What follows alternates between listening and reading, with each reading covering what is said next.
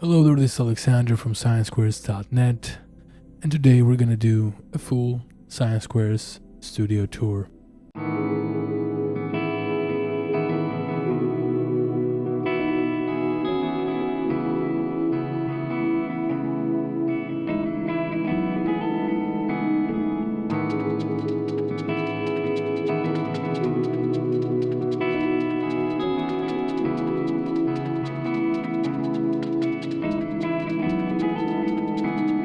I've been meaning to do this video for a while, and today is the day that we're doing like a full proper studio tour. My previous studio was just a tiny desk in the corner of my living room, so yeah, this dedicated space is a huge step up for me. And I also think that this video is gonna be inspiring to a lot of you out there, because you're not gonna see like expensive rack gear or piles of vintage synthesizers that you and me will probably never buy. Here you will see a lot of affordable, budget-friendly synthesizers and effects that anyone can acquire at some point. That said, I've been collecting gear for the past 10 years now, so I think that this place is definitely achievable by anyone. Before we start talking and showing everything in this studio, I want to give you my number one tip when you're creating your own home studio or creative space. I think that the most important thing is to identify your natural creative workflow and build on it and enhance it. To find your natural workflow, you have to do one simple thing, and that is to try and understand what's working for you and what's not working for you, to find what makes you excited and productive when you're working in your studio. Myself, after years of making music, I found out that I just want everything to be accessible at all times. I just want to record an idea and be able to just grab the next instrument and build on top of it. So that means that I need to have many things ready to go, up and running, so I can just focus on recording stuff and not having to set up the next thing. Others might feel overwhelmed by having a ton of options available at any given time, and they prefer to work on one thing and have a very clear workspace at all times. So the important thing is to understand yourself and how you will help yourself become more productive and have more fun while you're making music or any type of art. So when I was building this space, that was the main idea, the main theme, to have everything accessible at all times. And I think it's kind of working for me. I'm still, figuring out what's the ideal workflow, because I've only been here for like 5 to 6 months so far. And yeah, it's a process that will never stop. But at this point, I think that I have a workflow that is working for me and that is definitely making me more productive. So this main area has 3 desks. These are big desks. They're like 2 meters long and 1.2, I think, meters wide. They're from IKEA and they're super affordable. Behind me I have the main desk where I have the computer, and that's the place where I'm usually at. And on the left and right side we have synthesizers, controllers, pedals. We're gonna go through everything. So let's just go through each table and discuss what do we have here and why do we have it, and briefly talk about the workflow and philosophy behind all this stuff. So on the right desk, as I'm looking at the computer, we have the Expressive Osmos, which is right now my favorite synthesizer. I love this thing and I highly recommend it. I also have like a full review here on the channel if you want to check it out. And right above it we have the 2 modular cases that are kind of full. I need to get a bigger case for all these modules. And here also we have the controllers for the modular, mostly for the modular. I have the Torso T1, the Keystep Pro, the Chroma version that they released this year, and the Oxy One, which is probably the best sequencer you can buy right now. It's an incredible piece of gear. And here on the left, I also have the original Digitact that I'm not really using lately, but yeah, a really cool piece of gear back in the day. Now the Digitact 2 is released and it's much better than this one. But yeah, my initial plan was to have the Osmos with the other synthesizers, but I just wanted it to be right next to me since I'm using it like all the time. So now let's move to the other desk with the other synthesizers. So on the exact opposite side, the opposite desk from the modular, we have the synth desk. Here I have most of my synthesizers. From left to right, we have the Arturia Microbrute, which is my first analog synthesizer. And yeah, I still use it to this day. It's one of my favorite ones. It's struggling right now, but yeah, I love this thing and I'm never gonna sell it. It has like a sentimental value to me. Right above it we have the Soma Lyra 8, a crazy wild drone synthesizer. Really massive sounding but kind of weird to use. And next to it we have the Freaks. We have the Mini Freak Stellar version, which is the one that came out this year. And right above it we have the Micro Freak, the vocoder version. These two synthesizers are probably the best budget synthesizers anyone can buy right now. They're simply incredible. Next to them we have the Dreadbox Nymphs, a 6-voice analog synthesizer which is so tiny, and the Korg Volca FM, the first version, the Organelle by Critter and Guitari, and my beloved Casio SK1. In front of them I have this Casio digital piano, which is I think the CT1. I got this to replace an older Casio digital piano that I had, and yeah, I'm not really a huge fan of this. The UI and how you change sounds is kind of dumb and it doesn't have a screen, so yeah, I don't really use it. I think it was kind of a bad purchase, but yeah, it is what it is.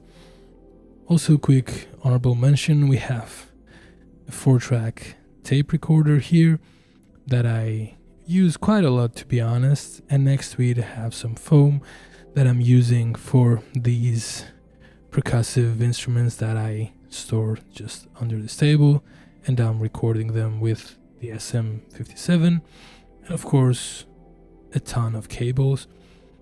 Probably the most expensive thing in this studio are these freaking cables. So now moving to the main desk, here I have my MacBook Air and the screen. I always have in front of me the OP1 and now the OP-XY, which is a brand new device by Teenage Engineering. Here I have the KO2 and the Medieval, some samplers, drum machines that I use, again from Teenage Engineering, an old Akai pad controller, and a very, very old Launchpad, the mini version. I definitely have to upgrade this. And also my main MIDI keyboard here is the Innovation Launch Key Mark IV, an incredible MIDI keyboard. I also have a review for this thing here on the channel if you want to check it out. It's a great budget-friendly MIDI keyboard that has way more features than it should have at this price point. And yeah, this is my main MIDI keyboard from now on. So moving to the left, I got this keyboard stand, synth stand, I don't know, and I use it for pedals. And here I have my most used pedals, the pedals that I want to have on the desk at all times. And there are the Microcosm, the Chroma Console, the Ghost by Endorphins, Jam Pedals, the Leilama, and the Benny Dub Echo, the Spring Reverb by Game Changer Audio, the Slower by Walrus, an incredible ambient reverb, the mother preamp that I'm using all the time for guitar. And here we have the Roland E4, I think, which is like a hardware unit auto-tune because I just need it. And right now I'm setting up these two pedal boards that I have below the main one.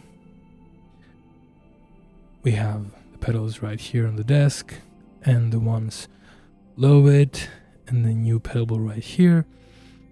I'm gonna have to figure out the exact pedal setup at some point. I'm still working on it, but yeah, it's a joy to have all those things laying around. So in terms of the audio interface, I'm using the Evo 16 by Ambient, which has 8 inputs and 8 outputs, a great budget-friendly audio interface. But the brain of the studio, the main attraction of the studio is that I have everything in here in this 3 patch bays. So I've routed everything behind those patch bays. These are like from Behringer, the Ultra Patch Pro. I have 3 of them, and the reason is that I took the big decision to have everything having its own channel in the patch base. So not only the synthesizers, but also every pedal in here, and I think there are around 30 pedals, have their own dedicated inputs and outputs on the patch base. I did that to have like the maximum flexibility, the maximum versatility in terms of routing things in the studio. And so far, I'm loving this setup. I can take everything, any synthesizer, route it into any pedal, and then into another pedal, and have any pedal order that I want. Super versatile, super easy to use because you just have to, patch everything. I still haven't labeled the patch base. I'll probably have to do it at some point. Right now I have like a worksheet with everything, but yeah, it needs to be done when the whole setup is kind of finished. We'll see when it happens. Also, we have to talk about the unsung hero of the studio. The first thing I realized once I got into this place and I started setting up the studio is that this room had terrible acoustics, and I had no idea how to solve this. The first thing that I decided to do is to get these things right here, these horrible, smelly, and unusable, to be honest, acoustic foam. In order to mount these things on the wall, you have to kind of glue them on the wall, which destroys your wall, and I didn't want to do that, so I tried to find ways of making them work. So in the search of something to treat this room, I was incredibly lucky to partner with the company that makes the most beautiful acoustic panels you can find right now. They are called Arturel, and they make these beautiful panels right here, and I got a lot of them so I can fill up the space. These just look incredible in any space. I mean, they're practically artworks, and the best thing is that the installment is so easy. You just have to use 2 nails and install the hangers, and then you can just hang them on the wall like this. Super easy installation, and they make any space look beautiful and also do the job of the acoustic treatment. If you want to get your own Arturel panels, I have a discount code that I'm gonna put somewhere around here that you can use and treat yourself with the most beautiful artworks that can also make your studio sound a lot better. And they smell good. Also, in terms of monitors, I'm using the BX8 by M Audio. super affordable monitors. I used to have the BX5s in my previous studio, and I kind of know the sound of these monitors. They're pretty flat, so I decided to upgrade to the 8-inch monitors. They're getting the job done. Nothing exciting, but nothing bad to say about them. In terms of headphones, I'm using two different models. I'm using the Audio-Technica M40s, which sound incredible for the price. I mean, they're incredible headphones. I've almost destroyed them. Also, at some point, I decided to kind of upgrade and get these headphones, the I don't know how to pronounce this, TMA 2 Wireless Plus, I think so. These are completely wireless headphones with almost zero latency, which is an incredible feature. And to be honest, I'm not a huge fan of these headphones. The fact they're wireless is incredible. I mean, I cannot say anything about it. And they work. I mean, you just have to open them up and open the transmitter that I have, and they're working. But in terms of sound, I'm not really happy with them. I mean, they have this constant hiss or just noise, so you have to lower them down in order to remove that, but you have to crank up, your headphones in order to listen. And also the sound is pretty low frequency heavy, and I'm not a huge fan of it. They're not flat. So after paying like, I don't know, 350, 330 euros for them, I mean, I'm not really happy with my purchase. The fact they're wireless is kind of invaluable, to be honest, but yeah. So I think we covered everything in here. The only thing we didn't talk about are the guitars and the bass, which are the cheapest things you can find, the Squier and Harley Benton bass. So yeah, nothing special about those things. Going from a really, really small space to this huge space is a blessing. I mean, it's an incredible feeling, and working here changes everything. I'm really happy that I took the step and upgraded my space and built this place here. Being surrounded by instruments, being surrounded by machines is really inspiring, and I really enjoy working here. As we all know, a studio is never complete, but yeah, for now this is as good as it gets for my needs and for my workflow, because as we discussed earlier, I think that the most important thing is to find a place that inspires you and also helps you become productive and faster with making music, because time is really, really valuable. I'm sure a lot of you are working like full-time jobs like I am, and finding just a couple of hours each day can be really, really hard. So when you find those 2 hours, the last thing you want to think about is setting up your synthesizers, cables, and all these stuff. You just want to have a space that you can come in and immediately start playing, and that's the philosophy of this place right here. I would love to hear your thoughts on the new studio.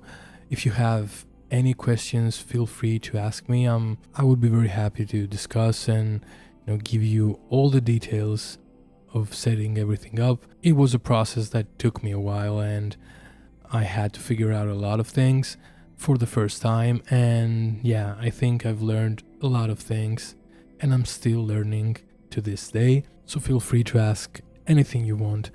And as always, thank you so much for being here, and I hope to see you on the next one. Love you.